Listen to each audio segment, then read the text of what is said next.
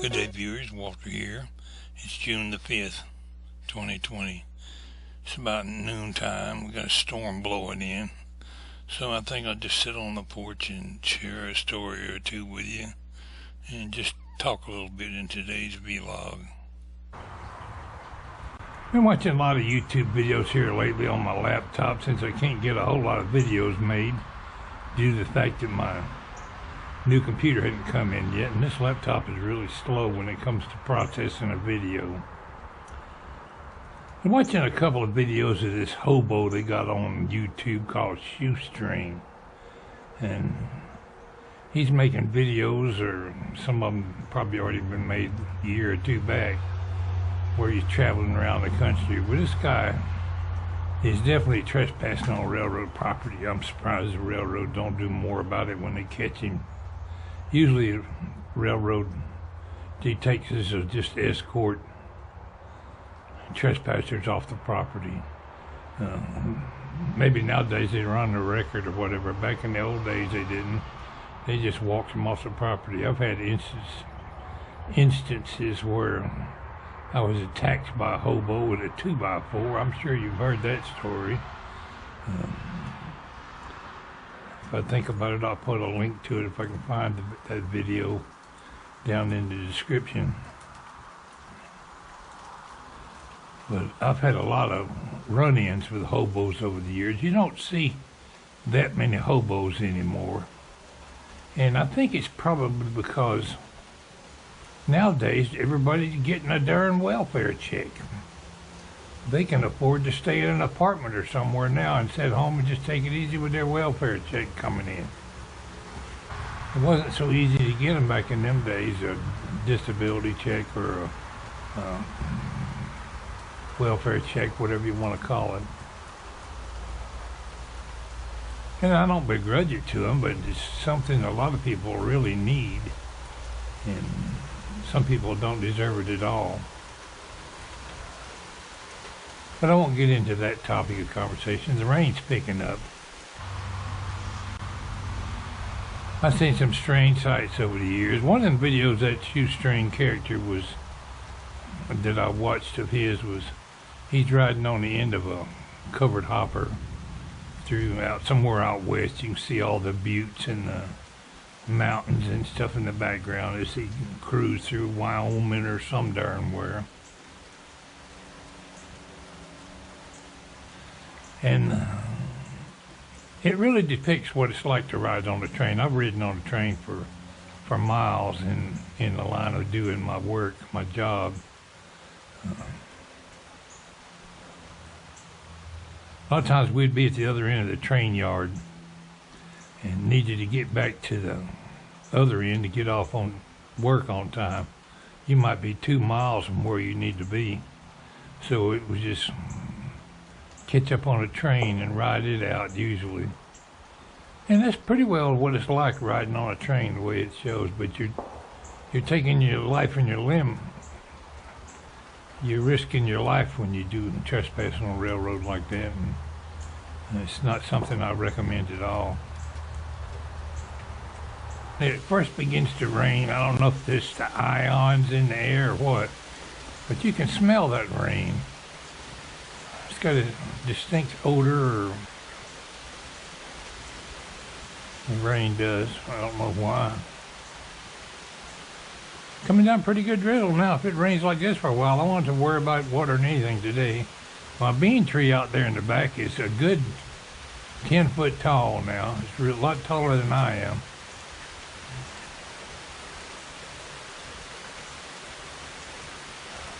Back to a little bit on hobos. I was going to tell you a story that keeps eluding my mind. I was working in a receiving yard one day. This was at almost at the Marietta Street Bridge. Well, the Marietta Street Bridge at Inman Yards has been rebuilt now, and it's a big concrete bridge and a huge bridge over the train yards down there. But it was a wooden bridge back in them days. And, a lot of pigeons would stay up under the bridge, and as a result of them roosting up there in the bridge or the rafters under the trestle or the bridge, There was bird droppings all over the ground. For as far as you could see, it was bird droppings on the ground. Well, on this particular night, it was raining cats and dogs. Here comes this inbound train. We got to work in back to the north end. We're about in the middle of the receiving yard. We're going to have to work our half of the train back to the north end. We were sitting in a bench that we had in a little carman shack under that Marietta Street Bridge. The other two carmans that was going to work the train on south left at the same time we did, going north. We had sit there for an hour shooting the breeze and telling tall tales and just kind of carrying on with each other. Well, the train come to a screeching halt. This box car next to me right there under the bridge had cast iron brake shoes, and it was squeaking really loud. And it came to a real quick stop. Well, this box car right beside me, a hobo jumped down out of that car. Startled the snot out of me. I wasn't expecting anybody to be there. And it had rained all night. There was like 3 or 4 inches of water on the ground. Just a minute. Oh, scam call. I don't answer none of those. Today by calling 1-855-214-4807. EQY 711. Monday through Friday from 8 a.m. to 8 p.m. your local time. That's 1-855-214-4807. We look forward to hearing from you soon. Well, you can bet I'm going to call you right back, ma'am. Please don't hold your breath while you're waiting for me to do so, however. I wouldn't want that on my conscience.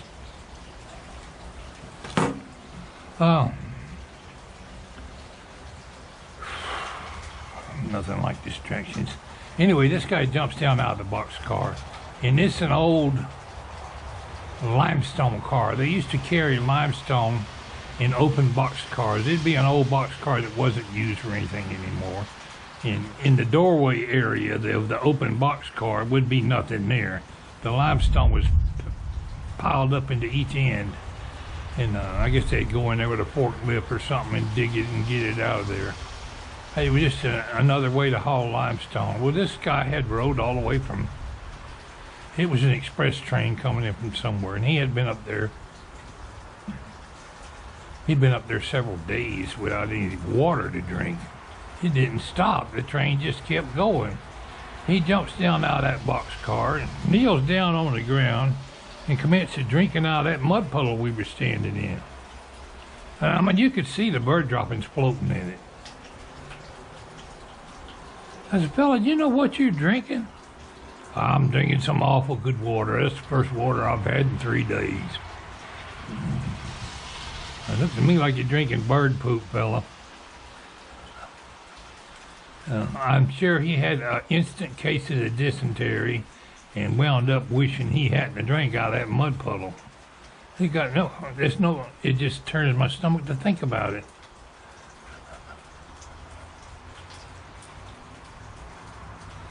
I presume he lived, though. He went on about his business. But I run into some real characters over the years. Sometimes they were friendly. Sometimes you couldn't turn your back on none of them. You never know what one of them might do. Which way is this train going? North or south? I don't know. I'm just working it. I can't advise you what train to get on, fella. Had a hobo come through there one night and asked me, where's that carman that was working out here last night? Night before last on the 3rd shift. I don't know who was working that shift. Well, I'm looking for him. He told me that train was going to south, and I wound up in Chattanooga. He sent me the wrong way. I'm gonna kick his hind end. And he was actually looking for the guy that put him on the wrong train. Sometimes they'd ask you which is this train going north or south, and if you felt pity for him or something, you'd tell him it's going south or north. But evidently this guy lied to him and said it's going south when it was really going north. He was real unhappy about it. Had a hobo try to knock me in the head one night with a 2x4 when I got caught out after dark. I'll put a link to that story in the description below. It's called The Train Yard is a Dangerous Place. Hobo comes up to me one day and, I'm looking for a train going south. I said, where are you going? South America. I said, you can't get to South America from here.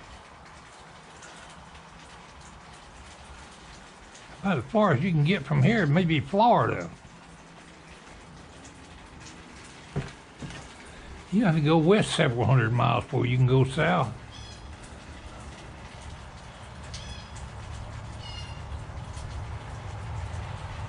It was not uncommon to see a whole family up in the boxcar traveling some forward. They're the ones my heart went out to, you know. Felt sorry for them. But usually it was just some vagrant, wino, whatever.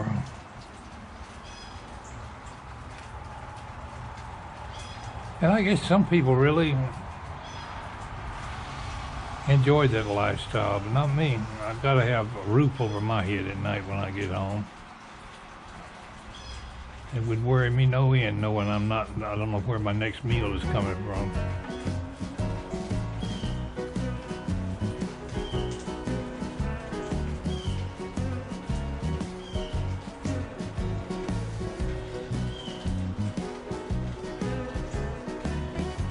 I can't remember the switchman's name, but he was an air bleeder in the receiving yard. And he was bleeding the air on this train. He's way down the south end of the receiving yard somewhere. And these hobos came up to him and said, give me a cigarette. I ain't got no cigarette, he said. And you could see the Winston's in his pocket. He's got cigarettes. Let's get him. And he commenced to run, and evidently it chased him for a little while. But he didn't stop running, so he got all the way back to the north end.